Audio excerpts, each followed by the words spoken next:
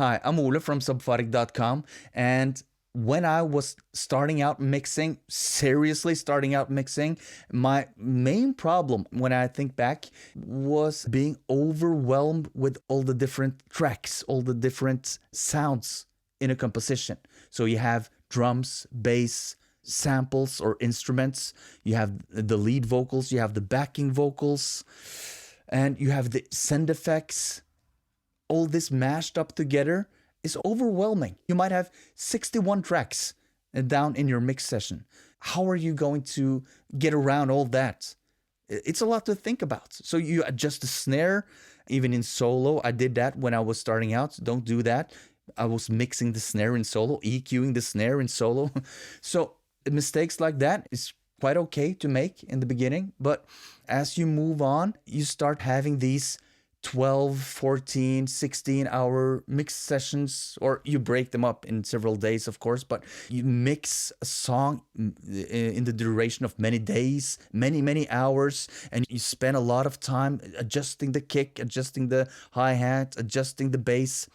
And you lose perspective and you get all confused. You get confused and overwhelmed. So in this video, I want to show you the medicine or the vaccine against being overwhelmed in a mixing session. Let's dive into Logic Pro. And of course, I just have to mention that I have a free download for you in the description. It's a free, simple PDF where I show you how I mix. I've broken my workflow into 10 simple steps that you can apply. And I've also jotted down 15 what I call cheat codes, bullet points of tips and tricks when you are mixing your own songs. So grab it, it's free, link is in the description. Now, here is my mixing template. What do you think?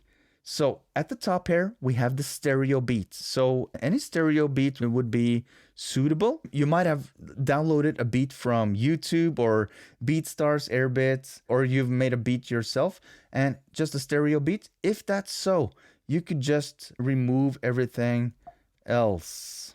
Right. On top here, we have the stereo beat where you just insert whatever. Down here, we have drums, bass, instruments, and I've put them in neat folders, but actually they're quite daunting. Here are the drums.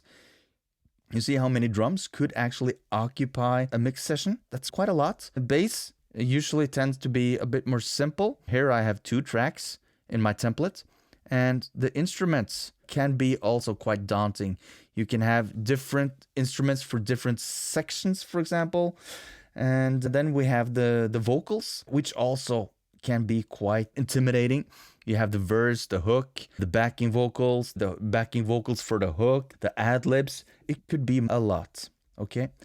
So this is what I do to get rid of all the overwhelm. So say that I'm not that lucky that I have the stereo beat, so I'll just delete that one. Let's say that I get a mix session from someone, or I've made a beat myself and I want to mix my individual elements of the beats together with my vocal because I want to feel like a pro, even though I'm a beginner. And I've done this myself because I've been a beat maker. I'm a beat maker or a producer, and I'm also a rapper, a DJ, and I've made songs, complete songs from scratch many times. So say that you're mixing. You start off with the drums and you play everything all together. You play the whole section. You just loop it like so. Boop. Loop a 4-bar section, for example. And you adjust and you move as fast as possible. Super speed. Adjust the faders. Adjust them. Super speed. And use your gut feeling. Don't judge too much. A balance that is 80% on the way. Don't make it perfect. Never strive for perfection when mixing. That's a key to overwhelm. Make a fast drum mix and then move over to the bass. And while the drums are playing, add in the bass. Try to mix that to a acceptable level. You can use the main fader or the individual faders here. And then when the drums and the bass are moving along, don't mute them, just leave them be and go over to the instrument section and start to adjust the volume of the individual elements, right?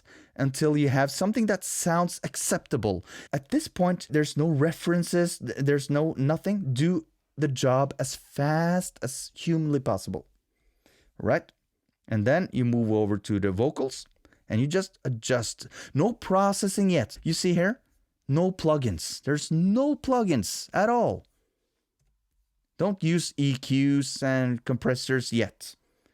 That's for later, okay?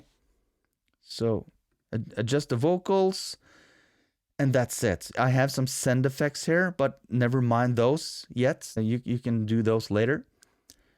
And then you come to the subgroups, which is the drum bus, the bass bus, and in essence, these are the subgroups, but they're folderized. And then you can make small adjustments here. And then finally you come to the main groups, which is the beat and the vocals and also the effects, but the beat and the vocals. And here you can also do minor adjustments.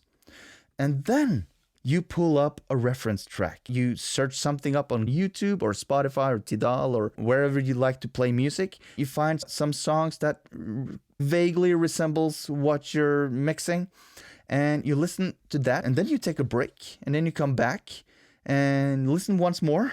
Then you listen to your own production and you try to adjust one thing at a time. Don't think everything at once, but let everything play together. Drums, bass, instruments, vocals. Let them go together. Start adjusting and move quick here also. Move quick. Don't spend more than a minute adjusting a bass. 30 seconds is more than enough to adjust the bass. Then move on to another element, vox or instruments, and move back and forth like this, tweaking here, tweaking there, incremental steps. As you move closer to your reference, your mix will become better sounding as you go. And when your ear is trained like this, when your ear is more trained and when you get a more seasoned ear, you will start to hear that, okay, these drums are thin sounding in relation to the reference track, okay? So we need some compression maybe. There are too much low end rumble here, so we need a filter to remove it or at least lower it in volume and so on and so forth. So you will start to hear what you need to do. But please, just do me one favor, okay? One favor. Don't apply EQ or compression just because. Apply it only when you need it. So I hear here that this is too dynamic. It's popping up out of the speakers. It's all over the place. Tame it with a compressor. And I've made a whole video about compressors. So you should be covered in that aspect. This is 20% technique and 80% listening experience, and it will take time. But as I said initially, this technique of moving fast, not being a perfectionist, taking no more than 30 seconds to a minute on each element, those are keys to get rid of your overwhelm. And I think that's it. I've showed you my template. Don't be surprised if this template also is available as a free download in the description. I'm just saying. I hope you check it out and maybe you can enjoy it if you have Logic Pro X. If you don't, I'm so sorry. Maybe in the future I will make templates for several DAWs. That might be in the future. Just a quick question. Do you feel overwhelmed sometimes when you are mixing your own music? Does that feeling of overwhelm creep in on you? Have you ever spent 10 minutes tweaking a snare? Please hit me up in the comments and let's discuss. In my case, at least, I think I've spent maybe a year of my life tweaking snares. So I'm no exception. I'm no wonder child. And don't forget to download my free mixing cheat sheet. The link is in the description. It will supercharge your mixes one way or the other because I have 15 cheat codes and my 10-step workflow. So try that one out and see if you can get some results. And if you like videos like these, hit the subscribe button, hit the bell button, hit the like, hit the share, and I'll see you in the next video. Peace!